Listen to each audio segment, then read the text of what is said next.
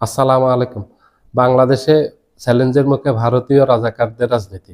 যারা ভারতীয় রাজাকার আছেন বাংলাদেশে বসে ভারতের সেবা দিবেন চিন্তা ভাবনা করতেছেন এবং ভারতের কাছে যারা মুচলেকা দিয়ে আসছেন যে বাংলাদেশে ক্ষমতা আসলে তারা ভারতের সেবা দিবেন। ওই যে ভারতের এক সেবাদাসী পালিয়ে গেছে, সেই সেবাদাসীর পরিবর্তে নতুন কেউ এসে সেবা দিবেন। তাদের রাজনীতি চ্যালেঞ্জের মুখে পড়ছে। তারা এখন ভয়ে আছে, তারা আতঙ্কে আছে। আগামী নির্বাচনে তারা পরাজিত হবে। এখন তারা আগামী নির্বাচনে বিজয়ী হওয়ার জন্য নানান ধরনের ধান্দা করতেছেন। প্রশাসনিক কু করে নির্বাচনে বিজয়ী হওয়ার চেষ্টা করতেছেন, কেন্দ্র দখল করে নির্বাচনে বিজয়ী হওয়ার চেষ্টা করতেছেন। সামরিক প্রশাসনকে ব্যবহার করে নির্বাচনে ফলাফল পরিবর্তন করার ষড়যন্ত্র করতেছেন। এদের সকল ষড়যন্ত্র, সকল নীল নকশা, এগুলি সব পাশ হয়ে গেছে। এরা পরাজিত শক্তির দোসর। এরা বাংলাদেশের ক্ষমতায় আসতে পারবে না। কারণ মাত্র আজকে থেকে 17 মাস আগে ভারতের এক সেবাদাসীকে বাংলাদেশ থেকে বিতাড়িত করা হয়েছে। আর নতুন কোনো ভারতের সেবাদাসকে বাংলাদেশে রাজনীতি করতে দেয়া হবে না। আগামীর ক্ষমতায় তাদেরকে যেতে দেওয়া হবে না। তারা পারবে না।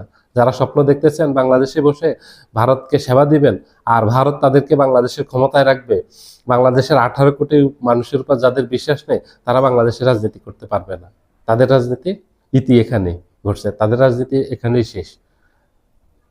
বাংলাদেশের 18 কোটি মানুষের উপর যাদের আস্থা নেই, যাদের আস্থা ভারতের উপর, যে ভারত তাদেরকে ক্ষমতায় বসাবে।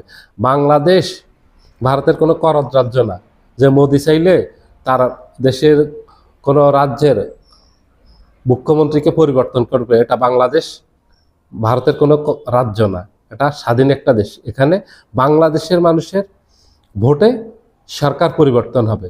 কে ক্ষমতায় যাবে কে ক্ষমতায় যাবে না এটা নির্ধারণ করবে বাংলাদেশের জনগণ, 18 কোটি মানুষ। এটা ভারত নির্ধারণ করে দিবে না, আর এটা ভারতের মাধ্যমে নির্ধারিত হবে না। যারা ওই আশায় বসে আছেন, ওই স্বপ্ন দেখে আছেন যে ভারত আমাদেরকে ক্ষমতায় নিয়ে যাবে, ক্ষমতায় বসাবে, তাদের সেই স্বপ্ন কোনোদিন সত্যি হবে না, বাস্তব হবে না। তারা কোনোদিন ক্ষমতায় যেতে পারবেন না। 12 তারিখে মানুষ সেই রায় দিবে। ভারতীয় রাজাকারদের বিরুদ্ধে মানুষ রায় দিবে, এটা নিশ্চিত থাকেন। আগামী নির্বাচনে ভারতীয় রাজাকারদের পরাজয়ের দিন হবে, পরাজিত হবে আগামী 12 তারিখে। যেভাবে 5 আগস্টের ভারতের সেবাদাসী বাংলাদেশ থেকে বিদায় নিয়েছে এবং তার রাজনীতিও সাথে সাথে ভারতে চলে গেছে। এখন দেখেন না, ভারতে বসে বিবৃতি দেয়, ভারতে বসে বক্তব্য দেয়, ভারতে বসে তাদের সকল কার্যক্রম চালায়। তারা যেমনি ভারতে পালিয়ে গেছে, তাদের রাজনীতিও ভারতে পালিয়ে গেছে। বাংলাদেশে তাদের রাজনীতি নিষিদ্ধ হয়ে গেছে। ঠিক একই পরিণতি ভোগ করতে যাচ্ছে 12 তারিখে নতুন যে ভারতের সেবাদাস আসতে চাচ্ছে, এই সেবাদাসদের পরিণতি একই হবে। ওরাও দেশ থেকে পালিয়ে যাবে, ওদের রাজনীতিও বাংলাদেশ থেকে চিরতরে চলে যাবে। ওরাও চলে যাবে হয় ভারতে, নাইলে অন্য কোথাও। ওদের রাজনীতিও বাংলাদেশে চলবে না। বাংলাদেশে চলবে শুধু বাংলাদেশের রাজনীতি যারা করেন, বাংলাদেশের পক্ষে রাজনীতি করেন যারা, 18 কোটি মানুষের রাজনীতি যারা করবেন, স্বাধীনতা সার্বভৌমত্বের পক্ষে রাজনীতি যারা করবেন, তাদের রাজনীতি শুধু আগামীতে এই দেশে চলবে। এই দেশে আর অন্য কারো রাজনীতি চলবে না। এই দেশে ভারতের কোনো দাদাগিরি আর চলবে না। ভারতের কোনো সেবাদাস এই দেশে ক্ষমতায় আসতে পারবে না। এখন যারা স্বপ্ন দেখতেছেন, এটা দুঃস্বপ্ন হয়ে আসবে 12 তারিখে ইনশাল্লাহ।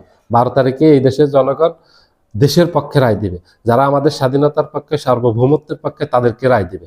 যারা চিন্তা করে যে আমাদের দেশের মানুষ আমাদের ক্ষমতার পরিবর্তন করবে, 18 কোটি মানুষ, এই দেশের মানুষ, বাংলাদেশের মানুষ আমাদের ভাগ্য নির্ধারণ করবে, ভারত আমাদের ভাগ্য নির্ধারণ করবে না।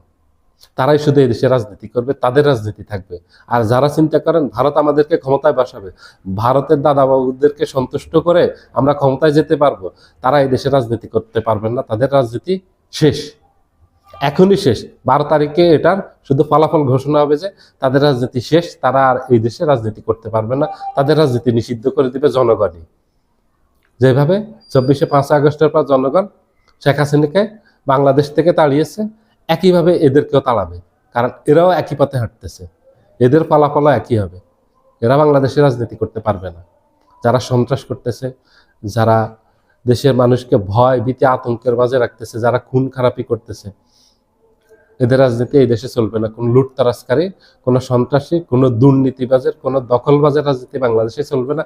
কোনো ভারতের দালালের রাজনীতি বাংলাদেশে চলবে না। কোনো ভারতীয় রাজাকারের রাজনীতি বাংলাদেশে চলবে না। সবাই ভালো থাকবেন। আল্লাহ হাফেজ।